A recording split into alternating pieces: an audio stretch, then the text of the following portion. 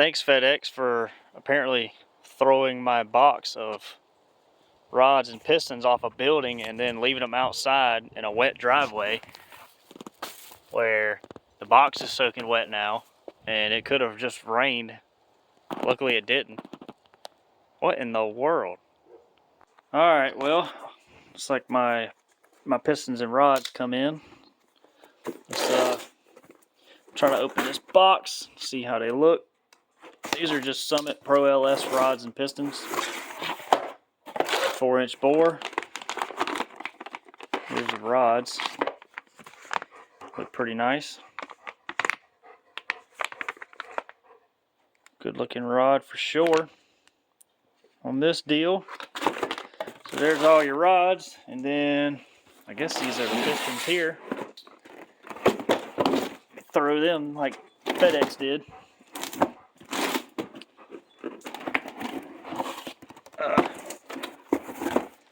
Yep, here's the pistons. I guess these are the pins and the clips, but see what they look like.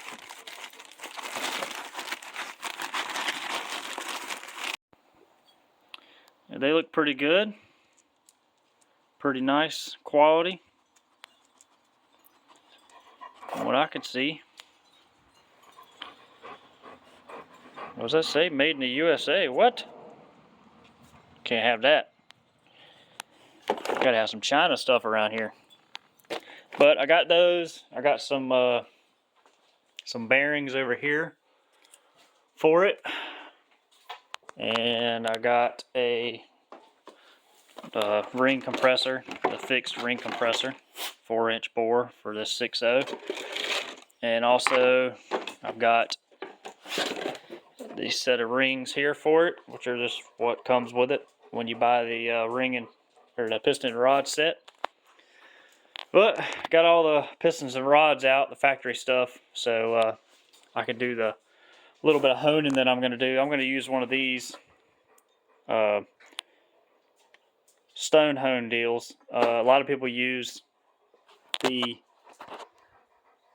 dingle ball hones, but honestly, I don't have one. They've gotten really expensive, and I've had good luck using these stone hones. I did my 92 Civic. I just put new rings in it and used a stone hone, and it doesn't burn any oil at all where it was burning like a quart every time I put gas in it.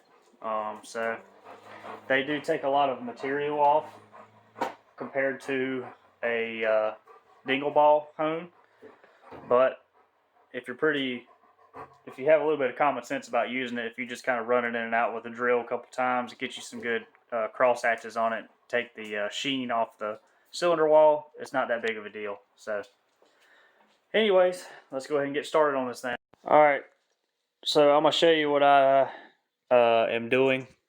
This deck surface looks like crap in this light, but really, this is how I always do it.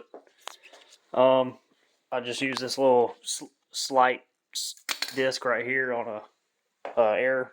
It doesn't look as bad on this side because of the light, but with this little air grinder thingy, and I'll just show you what I was doing with the cylinder hone. So here it is, little stone hone, and I've got the cylinders coated in WD-40. I've already done this side. They look pretty good. You see all the cross hatching and stuff in there, but just running in and out, you know, not very long. Just go in and out. Let me get this in there, and then I'll cut the video.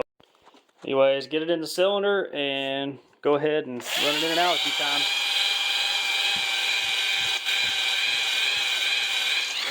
Pretty much what I do.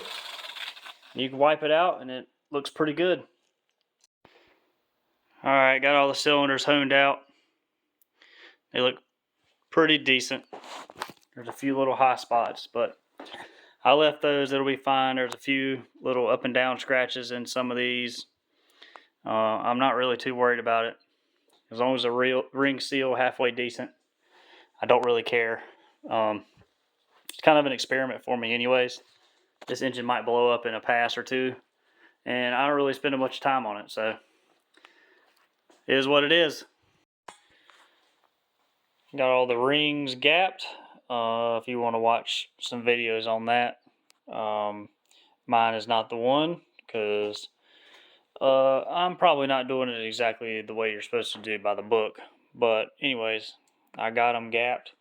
The paperwork that comes from Summit for these tells you that the ring gap, I went ahead and picked force induction over 15 pounds as the bore times 0.007 for forged piston, which comes out to be 28 thousandths.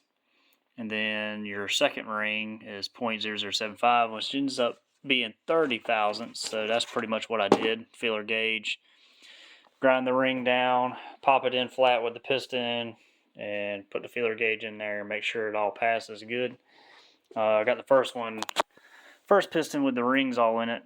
You just want to make sure you put the rings all, gaps all offset from each other, 120 out or so, even on the oil rings is what I try to do also. But I'm going to need to go get some brake clean or something good I want to clean out the cylinder walls again, clean out these little edges in the block down here. I want to wipe the crank journals off, and that way I can oil everything up, put the rod and piston in the hole. I got some plastic gauge. I want to plastic gauge it real quick and make sure the tolerances are right and everything, and then put it all together, and the short block will be done. And then I can move on to some other things. I'm waiting on a timing cover that's got oil drain in it. So that should be here hopefully in a little bit. And then got to order some heads. That way I can put those on. If I don't get too lazy and just bolt the stock heads back on, we'll see. But anyways, that's the progress for tonight. I'm probably going to call it there for tonight and do a little bit more tomorrow. Well, I got all the rings on all the pistons and got them all put in. Got the short block basically all together. These pistons look really nice in here. No, it looks different than my normal carbon build-up stock pistons, but waiting on a few things. I got a rear main gasket, a rear cover gasket, and I got it, like I said, another timing cover. I think I said that in the other video. And then I've got to decide what I'm going to do about the heads, if I'm actually going to buy some or if I'm going to cheap out and put the factory 243 heads back on it or not. We shall see, but I'm going to do a couple things while it's off. Probably put a back pressure sensor on it and stuff like that, because I'd really like to know what that's doing. But it is freaking cold outside. I got the old red truck warmed up. The wind was blowing like crazy, so there's leaves everywhere. But got it warmed up on all the trash off. It's Christmas Eve, but yeah, a little brisk morning.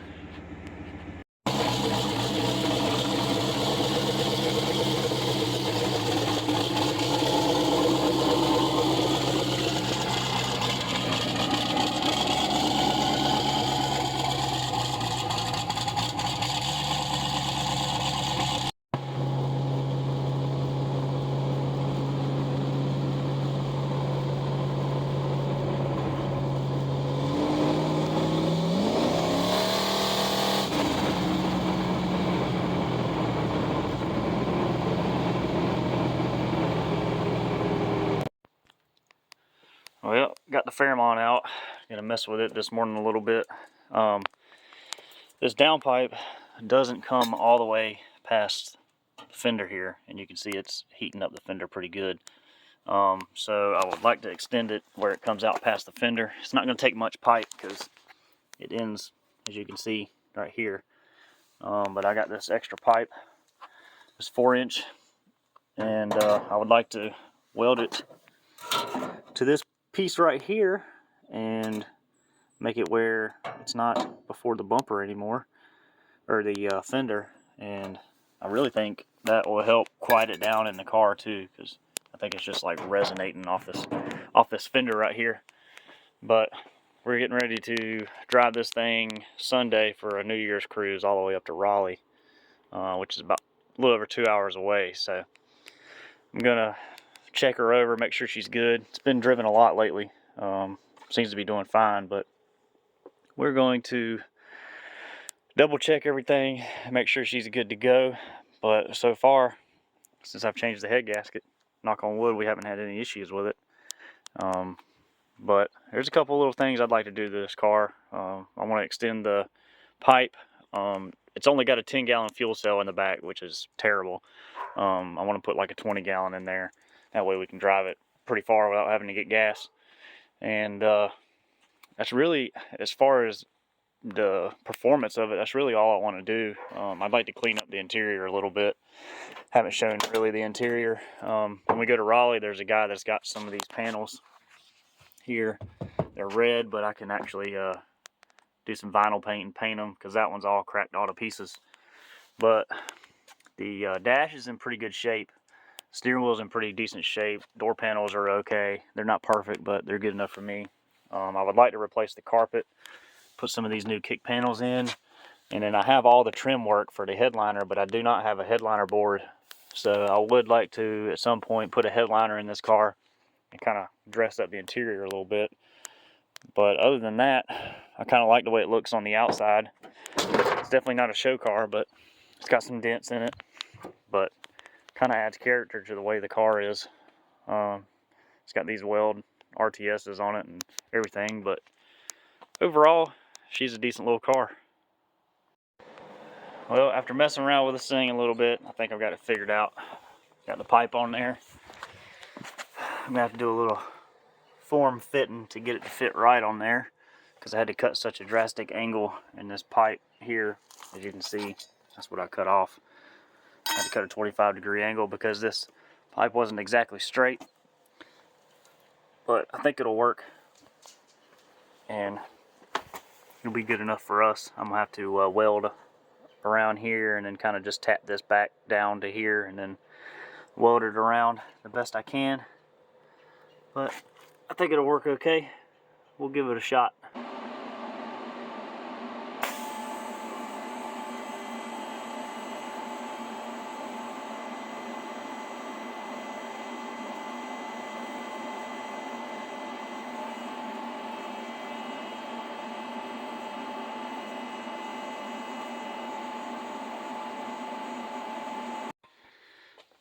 Well, got the piece welded on the downpipe there. Looks pretty good. Brings it out past the bumper. This downpipe is a piece of junk. I'll probably end up remaking the whole thing eventually, but it looks decent. It's got the pipe was very dirty, so it didn't weld very well. But it's got this weird, it looks like it used to be a cutout or something that somebody pulled apart and pulled the valve out of, but it's got a hole on the other side where it's just been blowing exhaust out. So I'm gonna plug that other side up and probably just kind of grind the rust off of this thing and paint it with the black VHT paint, and then I'll probably wrap it with some more exhaust wrap all the way around, and that should be done for right now.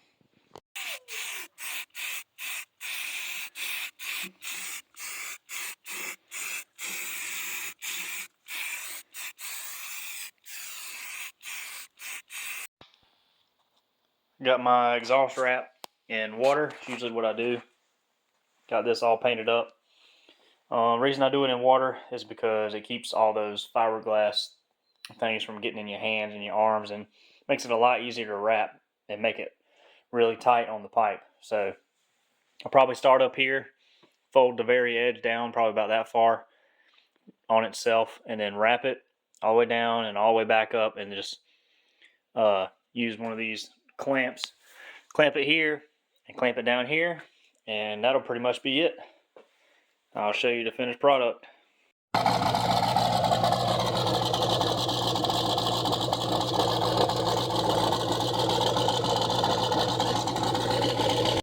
Well, that's gonna be it for this video. It was kind of all over the place as far as what I was doing, but I got some stuff done on the Fairmont, got some stuff done, got the short block done for the RX7. It's here in this bag.